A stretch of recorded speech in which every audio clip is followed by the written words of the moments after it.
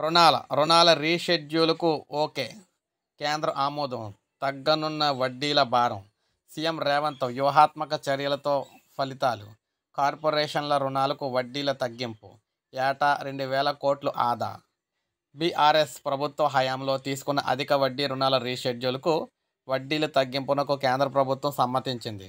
పలు కార్పొరేషన్లు, ఇతర రంగాల రుణాలు, వాటిపై వడ్డీల గురించి గత కొంతకాలంగా సీఎం రేవంత్ రెడ్డి విజ్ఞప్తులు చేస్తున్నారు. దీంతో 2 ఏళ్లలో సుమారు 25,000 కోట్ల కొత్త అప్పులు తక్కువ వడ్డీ, ఎక్కువ వాయిదాల్లో చెల్లించేందుకు reserve bank of India green signal ఇచ్చింది.